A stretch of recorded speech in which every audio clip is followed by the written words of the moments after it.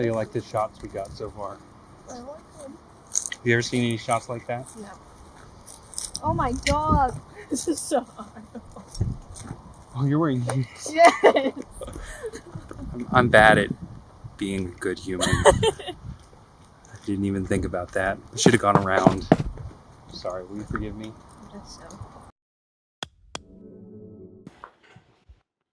Hi, welcome back. And I hope you like the new setup. I'm trying something a little different. Hopefully a little more aesthetically pleasing since, you know, I work in the whole realm of aesthetically pleasing. Speaking of aesthetics, we're starting a new series on the philosophy of photography because photography starts in your head, starts in your imagination. But I think if you want to do photography well, you have to think about photography well because everything starts with good thinking. There's this bridge near where I live.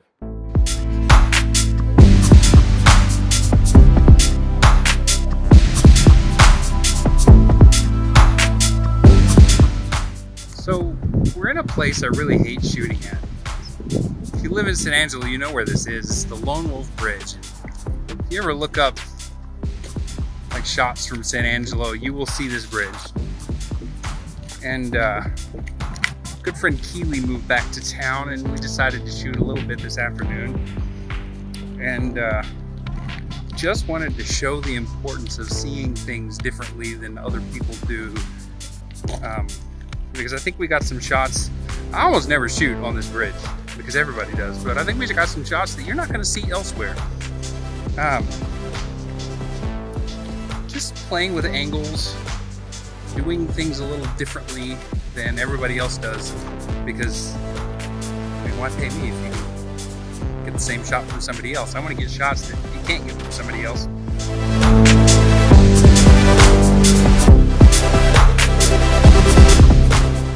And I just want to share with you how to do that, how to think and see differently as a photographer. So the first question you've got to ask is what does a photographer do? I have a screen right here that shows me that screen right there. I'm trying to be fancy. If you like me being fancy, drop a comment down below and say, be fancy more often. So first off, this is an easy thing to argue about, and I can't speak for everybody, but I can speak for me. And here's what I think a photographer should do. And this isn't a photojournalist. This is an art photographer. Here's your job description. A photographer uses a camera to create an image that presents a different view of the world. And I love this Bible verse, and I don't care what you think of the Bible. This is just a good verse here, and it says this: all things are wearisome, more than one can say. The eye never has enough of seeing, and the ear never has its fill of hearing.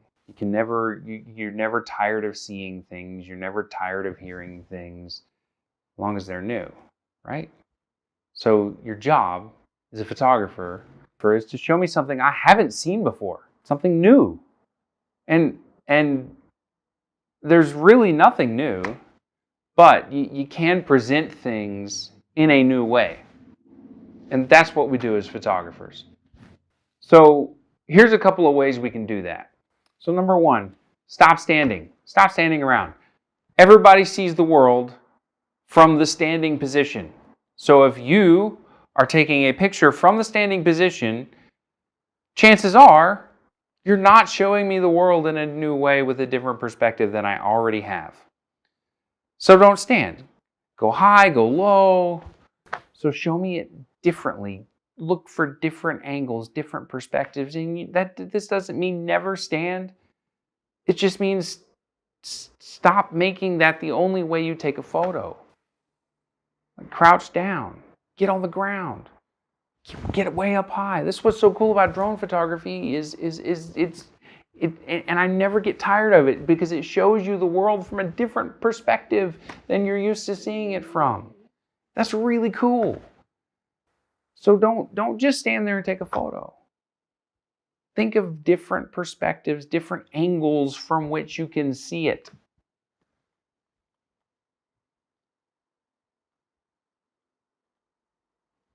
So number two, is walk around. And what I mean by that is just walk around. What I don't mean by that is take your camera around with you. Leave your camera. Sometimes leave your camera. You don't always have to have your camera. Just walk around. Because photography starts in your mind. It's a thinking game. It is a mind game that comes out. And so spend time thinking. Spend time observing without your camera. So just walk around and look at things. See things. Turn around. See what's behind you. And get down low personally. Get up high personally. Don't look at, and so as you walk around, try to look at things differently than everybody else walking around does. All right, so number 3 is as you're walking around, ask yourself, what if? So what if something that really belonged here were missing? What if something that doesn't belong here was the main subject? What if whatever I'm looking at wasn't all that common? What if this strange thing that I'm seeing was common? What if some story happened here? What stories could happen here? Creativity requires imagination. Be imaginative, be creative. Ask that question as many ways as you can, what if? And then try to use that to see the world in a different way. Number 4, get off of Pinterest and Instagram. Let me explain before you lynch me. There are 2 true things. These are both true. First thing that's true is you're not creating something when you're scrolling on your phone. You're just not. The second thing that's true is that reviewing somebody else's ideas is not the same as creating your own. And those, you can't argue with those. But that's what we do when we're scrolling through Instagram or Pinterest. And so, some disclaimers. First of all, I love Instagram and Pinterest. I spend probably too much time on Instagram and Pinterest. And I will acknowledge being inspired by other people is an important part of the creative process, but it's not the whole of the creative process. It's not everything. And that's also the easiest part of the creative process. It's also important to spend time away from other people's ideas so that you can have the opportunity to have your own ideas. So get off Instagram and Pinterest. Number 5 is use a different lens. And here's what I mean by that. Don't buy the lies, because you've got the rules, right? There's rules. You use a medium telephoto for portraits. You use a wide-angle lens for landscapes, and you use like a longer telephoto lens for wildlife. Okay, well, that's nice, and those create nice images. But what if you changed it up? What if you said, I don't want to do that. I want to look at it differently. What if you looked at landscapes with a telephoto? What if you did portraits with a wide-angle lens?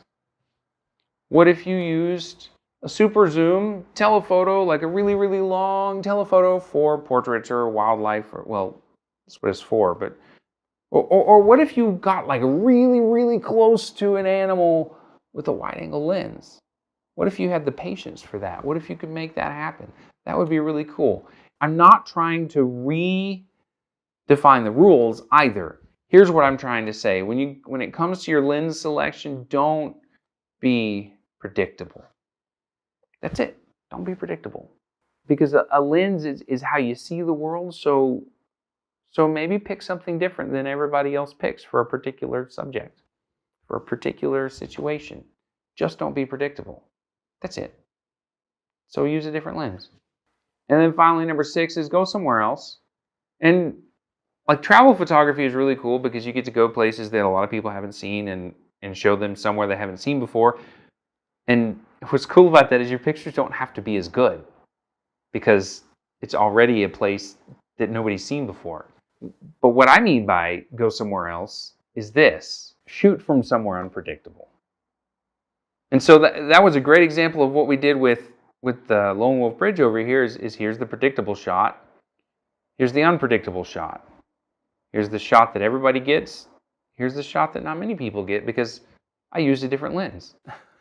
I used a really, really long lens and got from a different angle.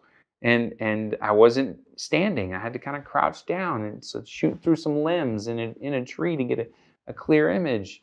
That's the point. Wherever your scene is, place yourself somewhere where people don't usually go, so you can show them something different. Be there at a time that maybe most people aren't there, to show us something different. Use your creativity, your perspective that only you have, so that you can share that. I want to see your unique perspective. I don't want to see the perspective that you learned from somebody else. So that was a fun shoot. You don't have to shoot like everybody else does. You can go under and around and from different angles. Doesn't have to be the normal same old. And if you're anywhere in Texas, you want somebody who's going to give you something other than the same old, give me a call. Otherwise, subscribe. Hit the thumbs up button. At least for Keely. At least for Keely. She worked hard. I sell cameras. The link to my store is down below. I teach people how to model and help them create a portfolio. Links for that are below. My main website, everything you need for anything about me is all down below. Please check that out. I'd love to connect with you any way we can. Thank you. God bless you, and we'll see you next time.